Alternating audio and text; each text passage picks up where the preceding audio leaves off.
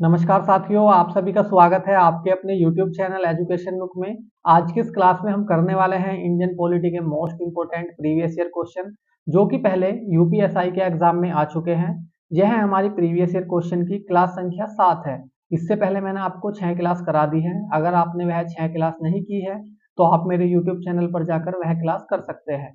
तो आज की यह क्लास स्टार्ट करते हैं। क्वेश्चन नंबर 1, मंत्री के अलावा संसद के किसी भी सदस्य द्वारा पेश किए गए एक विधेयक को क्या कहा जाता है।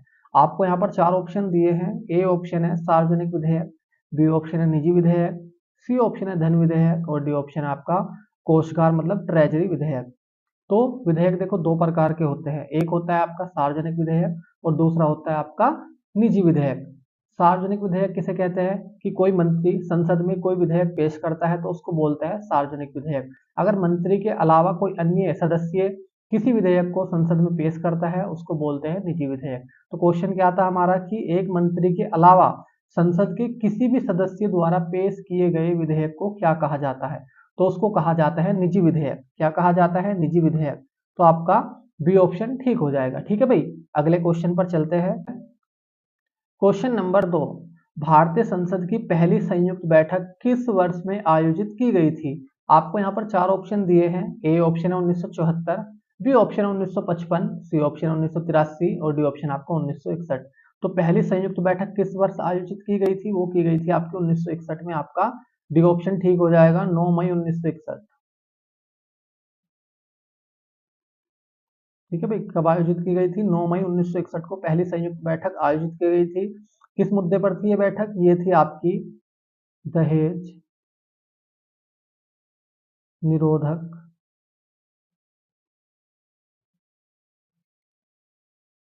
विधेयक 1960।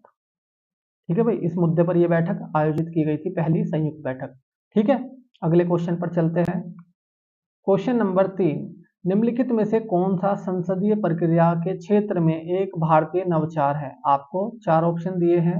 ए ऑप्शन है प्रश्नकाल, बी ऑप्शन आपका स्थगन प्रस्ताव, सी ऑप्शन है शून्यकाल और डी ऑप्शन आपका निर्गमित सत्र। तो क्वेश्चन क्या है कि निम्नलिखित में से कौन सा संसदीय प्रक्रिया के क्षेत्र में एक भारतीय नवाचार है, वो है आपका शून्यकाल। ठीक है, आपका सी ऑप्शन ठीक हो जाएगा। लोकसभा में जो शून्यकाल होता है वो किस समय होता है? वो है होता है आपका 12 से 1 बजे के बीच। ठीक है, राज्यसभा में जो शून्यकाल होता है वो होता है आपका 11 से 12 के बीच। ठीक है, ये आपको टाइम ध्यान रखना है। लोकसभा में जो शून्यकाल होता है वह होता है प्रश्नकाल के बाद।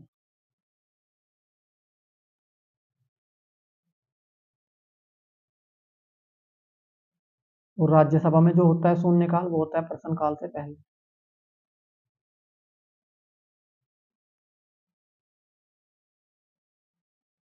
ठीक है, ये आपको ध्यान रखना है। अगले क्वेश्चन पर चलते हैं। क्वेश्चन नंबर 4, जब राष्ट्रपति और उपराष्ट्रपति दोनों के पद एक साथ खाली हो तो राष्ट्रपति पद पर अस्थायी रूप से कौन काम करता है। आपको यहाँ पर 4 ऑप्शन दिए हैं। ए ऑप्शन है संसद के दोनों सदनों द्वारा नामित कोई व्यक्ति, बी ऑप्शन आपका लोकसभा का अध्यक्ष, सी ऑप्शन आपका राज्यसभा का उपसभापति और डी ऑप्शन आपका भारत का मुख्य न्यायाधीश। अगर राष्ट्रपति और उपराष्ट्रपति दोनों के पद खाली है एक टाइम पर तो उस समय राष्ट्रपति के पद पर कार्य कौन करेगा अस्थायी रूप से? तो वो करेगा आपका भारत का मुख्य न्यायाधीश। ठीक है, आपका डी ऑप्शन ठीक हो जाएगा। किस रूप में करेगा? तो कार्यवाहक राष्ट्रपति के रूप में भारत का मुख्य न्यायाधीश कार्य करेगा। ठीक है, आपको ये ध्यान रखना है। अगले क्वेश्चन पर चलते हैं। क्वेश्चन नंबर 5, संघ लोक सेवा आयोग के अध्यक्ष और सदस्यों की नियुक्ति किसके द्वारा की जाती है। आपको यहाँ पर 4 ऑप्शन दिए हैं। ए ऑप्शन आपका विधि मतलब कानून मंत्री, बी ऑप्शन आपका राष्ट्रपति, सी ऑप्शन आपका प्रधानमंत्री और डी ऑप्शन आपका मुख्य न्यायाधीश।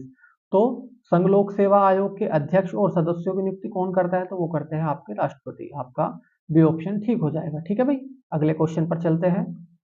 क्वेश्चन नंबर 6, भारत के अटॉर्नी जनरल की नियुक्ति कौन करता है। आपको यहाँ पर 4 ऑप्शन दिए हैं। ए ऑप्शन है आपका भारत का मुख्यमंत्री, बी ऑप्शन है भारत का राष्ट्रपति, सी ऑप्शन आपका संघ का विधि मंत्री और डी ऑप्शन आपका भारत का प्रधानमंत्री। तो अटॉर्नी जनरल ऑफ इंडिया की नियुक्ति कौन करता है? वो करते हैं आपके राष्ट्रपति भारत के। ठीक है, आपका बी ऑप्शन ठीक हो जाएगा। भारतीय संविधान के आर्टिकल 76 के 1 के तहत अटॉर्नी जनरल ऑफ इंडिया की नियुक्ति कौन करता है? वो करते हैं आपके भारत के राष्ट्रपति। ठीक है भाई, अगले क्वेश्चन पर चलते हैं। क्वेश्चन नंबर 7, देश की सशस्त्र सेनाओं का सर्वोच्च कमांडर इन चीफ कौन होता है? आपको यहाँ पर 4 ऑप्शन दिए हैं। ए ऑप्शन है रक्षा मंत्री, बी ऑप्शन है प्रधानमंत्री, सी ऑप्शन है तीनों सेवाओं में से वरिष्ठतम चीफ और डी ऑप्शन आपका राष्ट्रपति। तो देश की सशस्त्र सेना का सर्वोच्च कमांडर इन चीफ कौन होता है? वो होता है आपका राष्ट्रपति। आपका डी ऑप्शन ठीक हो जाएगा, क्योंकि राष्ट्रपति तीनों सेनाओं का क्या होता है भाई? प्रमुख होता है। थल सेना, ठीक है, जल सेना और वायु सेना, इन तीनों सेना का जो कमांडर इन चीफ होता है वो कौन होता है? राष्ट्रपति होता है। ठीक है, अगले क्वेश्चन पर चलते हैं।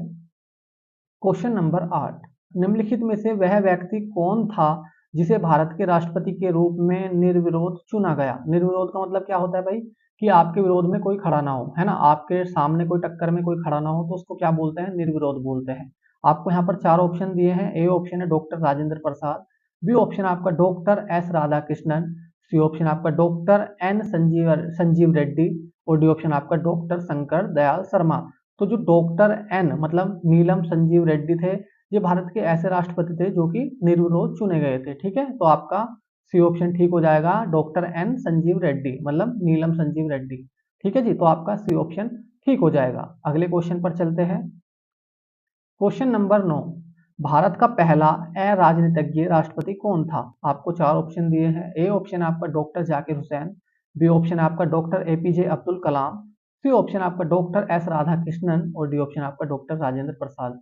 तो क्वेश्चन क्या है कि भारत का पहला अराजनीतिज्ञ राष्ट्रपति कौन था? तो वो थे डॉक्टर एपीजे अब्दुल कलाम। ठीक है, क्योंकि ये क्या थे? साइंटिस्ट थे। ठीक है, और ये 11वें नंबर के भारत के राष्ट्रपति थे। कौन से नंबर के? 11वें। ठीक है भाई, ये आपको ध्यान रखना है। अगले क्वेश्चन पर चलते हैं। क्वेश्चन नंबर 10, निम्न में से कौन सा केंद्र और राज्य के प्रशासनिक संबंधों के बारे में सही है? आपको यहाँ पर 2 स्टेटमेंट दिए हैं, इनमें से आपको बताना है कि केंद्र और राज्य के प्रशासनिक संबंधों के बारे में कौन सा सही है। ठीक है, ये है आपका, केंद्र राज्य सरकारों को हिंदी भाषा के विकास को सुनिश्चित करने के लिए निर्देश दे सकता है। ये बिल्कुल ठीक है ना। पहला स्टेटमेंट ठीक है कि जो केंद्र होता है वह राज्य सरकारों को हिंदी भाषा के विकास को सुनिश्चित करने के लिए निर्देश दे सकता है। बी स्टेटमेंट है, संसद को किसी अंतर्राज्यीय नदी या नदी घाटी में पानी के उपयोग, वितरण या नियंत्रण के संबंध में किसी भी विवाद या शिकायत पर न्याय निर्णय करने की शक्ति के साथ निहित किया गया है। ये भी बिल्कुल ठीक है, दोनों स्टेटमेंट ठीक है कि जो संसद होती है उसको ये पावर होती है कि अंतर्राज्यीय नदी या नदी घाटी में पानी के उपयोग, वितरण या नियंत्रण के संबंध में किसी भी विवाद या शिकायत पर न्याय निर्णय करने की शक्ति किसको होती है? वो संसद को होती है। ठीक है भाई, तो दोनों स्टेटमेंट ठीक है। तो हमें यहाँ पर 4 ऑप्शन दिए हैं, ए बी सी डी, इनमें से हमें बताना है कौन सा ठीक है। ए में क्या दिया है?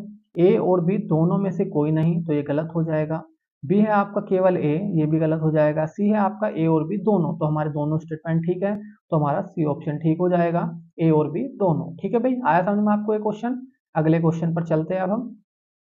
क्वेश्चन नंबर 11, राष्ट्रपति संविधान के किस अनुच्छेद के अंतर्गत राष्ट्रीय आपात स्थिति घोषित कर सकता है? आपको यहाँ पर 4 ऑप्शन दिए हैं। ए ऑप्शन है अनुच्छेद 352, बी ऑप्शन है आपका अनुच्छेद 356, सी ऑप्शन है आपका अनुच्छेद 360 और डी ऑप्शन आपका अनुच्छेद 361।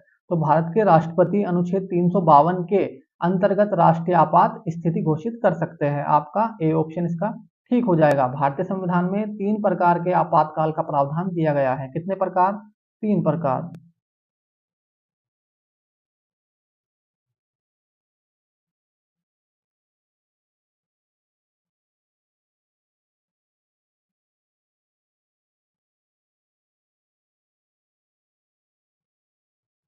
ठीक है भाई, ये ध्यान रखना है आपको। कौन कौन से है वह 3 प्रकार? पहला है आपका राष्ट्रीय आपातकाल,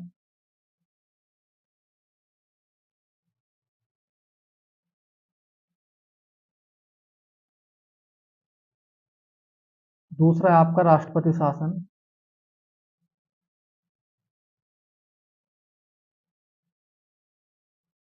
जिसको राज्य आपातकाल भी कहते हैं,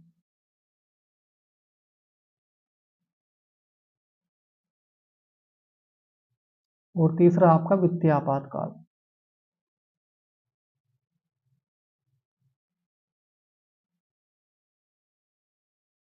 ठीक है, तो भारतीय संविधान में इन 3 प्रकार के आपातकाल का प्रावधान दिया गया है। पहला है राष्ट्रीय आपातकाल, दूसरा है आपका राष्ट्रपति शासन या इसको राज्य आपातकाल भी कहते हैं, और तीसरा है आपका वित्तीय आपातकाल।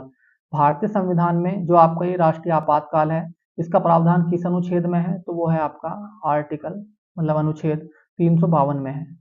ठीक है भाई, राष्ट्रीय आपातकाल का प्रावधान भारतीय संविधान के अनुच्छेद 352 में है। जो आपका राष्ट्रपति शासन है या आपका राज्य आपातकाल है, इसका प्रावधान भारतीय संविधान के आर्टिकल 356 में है। ठीक है भाई, जो आपका वित्तीय आपातकाल है, इसका प्रावधान भारतीय संविधान के अनुच्छेद मतलब आर्टिकल आपका 360 में है। ठीक है भाई, ये आपको ध्यान रखना है। अगले क्वेश्चन पर चलते हैं। क्वेश्चन नंबर 12, भारत में किसी दूसरे देश के साथ युद्ध की घोषणा करने का अधिकार किसके पास है? आपको यहाँ पर 3 कथन दिए हैं या 3 स्टेटमेंट दिए हैं, पी क्यू आर। आपको इन तीनों में से बताना है कि दूसरे देश के साथ युद्ध करने की घोषणा का अधिकार किसके पास है। पी है आपका राष्ट्रपति, क्यू है प्रधानमंत्री और आर है आपका रक्षा मंत्री। तो किसी दूसरे देश के साथ युद्ध करने की घोषणा कौन कर सकता है? वो कर सकते हैं आपके राष्ट्रपति। ठीक है, आपका पी वाला जो कथन है वो सही है। तो हमें 4 ऑप्शन दिए हैं यहाँ पर, ए बी सी डी, इनमें से आपको बताना है कौन सा ठीक है। ए में दिया है पी और क्यू दोनों, तो ये गलत हो जाएगा। बी में आपका केवल पी, तो ये हमारा बी ऑप्शन ठीक हो जाएगा, क्योंकि पी ठीक है, हमारा राष्ट्रपति कर सकते हैं। ठीक है भाई, अगले क्वेश्चन पर चलते हैं अब हम। क्वेश्चन नंबर 13, राष्ट्रपति अपना त्याग पत्र किसे प्रस्तुत करता है? आपको यहाँ पर 4 ऑप्शन दिए हैं। ए ऑप्शन आपका लोकसभा अध्यक्ष, बी ऑप्शन है प्रधानमंत्री, सी ऑप्शन आपका उपराष्ट्रपति और डी ऑप्शन आपका भारत के मुख्य न्यायाधीश। तो राष्ट्रपति अपना त्याग पत्र भाई किसको प्रस्तुत करता है? वो करता है अपना उपराष्ट्रपति को। ठीक है भाई, आपका सी ऑप्शन ठीक हो जाएगा। अगले क्वेश्चन पर चलते हैं। क्वेश्चन नंबर 14, भारत के राष्ट्रपति के चुनाव के लिए नागरिक को कितनी आयु पूरी कर लेनी चाहिए? आपको यहाँ पर 4 ऑप्शन दिए हैं। ए ऑप्शन है आपका 25 वर्ष, बी ऑप्शन आपका 30 वर्ष, सी ऑप्शन आपका 35 वर्ष और डी ऑप्शन आपका 18 वर्ष। तो राष्ट्रपति बनने के लिए आपकी मिनिमम आयु कितनी होनी चाहिए? वो होनी चाहिए आपकी 35 वर्ष। ठीक है भाई, तो आपका सी ऑप्शन ठीक हो जाएगा। अगले क्वेश्चन पर चलते हैं। क्वेश्चन नंबर 15, भारत के राष्ट्रपति पर महाभियोग की विधि अपनाई गई है। आपको यहाँ पर 4 ऑप्शन दिए हैं। ए ऑप्शन आपका यूएसए से, बी ऑप्शन आपका यूके से, सी ऑप्शन आपका यूएसएसआर से और डी ऑप्शन आपका फ्रांस से। तो आपको बताना है कि भारत के राष्ट्रपति पर महाभियोग की विधि किस देश के संविधान से अपनाई गई है? तो वो अपनाई गई है आपकी यूएसए से। आपका ए ऑप्शन ठीक हो जाएगा। महाभियोग की जो विधि है वो भारतीय संविधान के आर्टिकल 61 में है। किसमें है भाई? आर्टिकल 61 में है। ठीक है, अगले क्वेश्चन पर चलते हैं। क्वेश्चन नंबर 16, राष्ट्रपति की सेवानिवृत्त आयु क्या है? आपको यहाँ पर 4 ऑप्शन दिए हैं। ए ऑप्शन है 70 वर्ष, बी ऑप्शन है 75 वर्ष, सी ऑप्शन आपका 80 वर्ष और डी ऑप्शन आपका कोई सीमा नहीं। तो राष्ट्रपति की सेवानिवृत्त आयु की कोई सीमा नहीं है। आपका डी ऑप्शन ठीक है, भारतीय संविधान में ये कहीं भी नहीं लिखा है। ठीक है, तो अगले क्वेश्चन पर चलते हैं। क्वेश्चन नंबर 17, संसद के दोनों सदनों का संयुक्त सत्र मतलब ज्वाइंट सेशन कौन बुला सकता है? आपको यहाँ पर 4 ऑप्शन दिए हैं। ए ऑप्शन है राष्ट्रपति, बी ऑप्शन है प्रधानमंत्री, सी ऑप्शन आपका लोकसभा अध्यक्ष और डी ऑप्शन आपका उपराष्ट्रपति। तो संसद के दोनों सदनों का संयुक्त सत्र मतलब ज्वाइंट सेशन कौन बुला सकता है?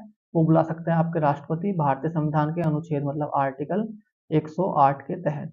ठीक है भाई, जो ज्वाइंट सेशन होता है उसकी अध्यक्षता कौन करता है? उसकी अध्यक्षता करते हैं आपके लोकसभा का अध्यक्ष। ठीक है भाई, अगले क्वेश्चन पर चलते हैं।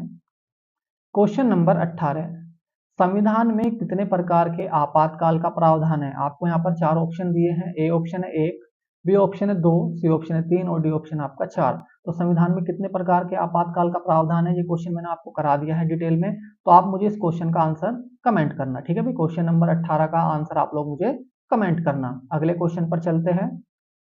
क्वेश्चन नंबर 19, राष्ट्रपति शासन को उसकी घोषणा के कितने समय के अंदर संसद द्वारा अनुमोदित मतलब अप्रूव कर दिया जाना चाहिए? आपको यहाँ पर 4 ऑप्शन दिए हैं। ए ऑप्शन है 1 महीने, बी ऑप्शन है 6 महीने, सी ऑप्शन है 2 महीने और डी ऑप्शन आपका 3 महीने। तो क्वेश्चन क्या था कि राष्ट्रपति शासन को उसकी घोषणा के कितने समय के अंदर संसद द्वारा अप्रूव कर दिया जाना चाहिए? तो 2 महीने के अंदर संसद द्वारा उसको अप्रूव कर दिया जाना चाहिए। ठीक है भाई, आपका सी ऑप्शन ठीक हो जाएगा।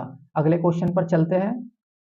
क्वेश्चन नंबर 20, भारत का राष्ट्रपति अपने पद पर पुनर्निर्वाचन के लिए कितनी बार खड़ा हो सकता है? आपको यहाँ पर 4 ऑप्शन दिए हैं। ए ऑप्शन है 1 बार, बी ऑप्शन है 2 बार, सी ऑप्शन है 3 बार और डी ऑप्शन आपका जितनी बार चाहे। तो राष्ट्रपति अपने पद पर पुनर्निर्वाचन के लिए कितनी भी बार खड़ा हो सकता है, ठीक है भाई, जितनी बार चाहे वो खड़ा हो सकता है, इसकी कोई लिमिट नहीं है और ना ही भारतीय संविधान में इसका कहीं पर प्रावधान दिया गया है, ठीक है भाई। अगले क्वेश्चन पर चलते हैं। क्वेश्चन नंबर 21, राष्ट्रपति का अध्यादेश कितनी अवधि के लिए लागू रहता है? आपको यहाँ पर चार ऑप्शन दिए हैं। ए ऑप्शन है 3 महीने, बी ऑप्शन है 6 महीने, सी ऑप्शन है 9 महीने और डी ऑप्शन आपका अनिश्चित काल के लिए। तो राष्ट्रपति का अध्यादेश 6 महीने के लिए लागू रहता है, ठीक है भाई। तो आपका बी ऑप्शन ठीक हो जाएगा, 6 महीने। अगले क्वेश्चन पर चलते हैं। क्वेश्चन नंबर 22, राष्ट्रपति द्वारा प्रख्यापित अध्यादेशों के संदर्भ में निम्नलिखित में से कौन सा सही है? आपको यहाँ पर दो स्टेटमेंट दिए हैं ए बी सी, आपको इनमें से बताना है कि राष्ट्रपति द्वारा अध्यादेशों के संदर्भ में कौन सा स्टेटमेंट ठीक है, ठीक है भाई। ए है आपका राष्ट्रपति द्वारा घोषित अध्यादेश की शक्ति कानून के समतुल्य ही है, ये बिल्कुल ठीक स्टेटमेंट है ये वाला। बी स्टेटमेंट है संसद के दोबारा बैठने पर बैठक की तारीख से 3 सप्ताह के बाद अध्यादेश निष्क्रिय हो जाता है, ये गलत है, क्योंकि जो राष्ट्रपति अध्यादेश जारी करते हैं, ठीक है भाई, उसकी वैलिडिटी कितनी होती है? तो 6 महीने होती है। कितनी होती है? 6 महीने होती है। तो आपका बी स्टेटमेंट गलत हो जाएगा। तो हमें यहाँ पर चार ऑप्शन दिए हैं ए बी सी डी, इनमें से हमें बताना है कौन सा ठीक है। ए में है केवल बी, तो ये गलत हो जाएगा। बी में है केवल ए, तो हमारा बी ऑप्शन ठीक हो जाएगा, क्योंकि ए वाला स्टेटमेंट ही ठीक है भाई। अगले क्वेश्चन पर चलते हैं। क्वेश्चन नंबर 23, भारत के उपराष्ट्रपति का चुनाव किया जाता है। आपको यहाँ पर चार ऑप्शन दिए हैं। ए ऑप्शन है संसद के सदस्यों द्वारा, बी ऑप्शन है राज्यसभा के सदस्यों द्वारा, सी ऑप्शन है संसद के निर्वाचित सदस्यों द्वारा और डी ऑप्शन आपका संसद और राज्य विधानमंडलों के सदस्यों द्वारा। तो भारत के उपराष्ट्रपति का जो चुनाव होता है वो संसद के सदस्यों द्वारा होता है। आपका ए ऑप्शन बिल्कुल ठीक हो जाएगा। अगले क्वेश्चन पर चलते हैं। क्वेश्चन नंबर 24, भारत के राष्ट्रपति पर महाभियोग चलाया जा सकता है। आपको यहाँ पर चार ऑप्शन दिए हैं। ए ऑप्शन है विशेष रूप से गठित अधिकरण द्वारा, बी ऑप्शन आपका उच्चतम न्यायालय द्वारा, सी ऑप्शन आपका केंद्रीय मंत्रिमंडल द्वारा और डी ऑप्शन आपका हो जाएगा संसद द्वारा। तो राष्ट्रपति पर महाभियोग चलाया जा सकता है किसके द्वारा? संसद के द्वारा। आपका डी ऑप्शन ठीक हो जाएगा, भारतीय संविधान के आर्टिकल 61 के तहत, ठीक है। अगले क्वेश्चन पर चलते हैं। क्वेश्चन नंबर 25, जो कि हमारा इस क्लास का लास्ट क्वेश्चन है।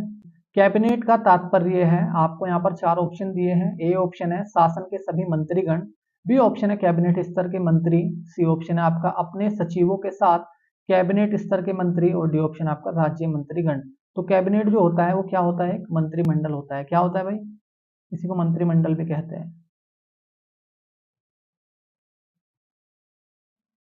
ठीक है भाई। मंत्रिमंडल एक ऐसा परिषद होता है जिसमें प्रधानमंत्री के साथ साथ कैबिनेट स्तर के मंत्री भी होते हैं। कौन कौन होता है इसमें? पीएम प्लस कैबिनेट स्तर के मंत्री,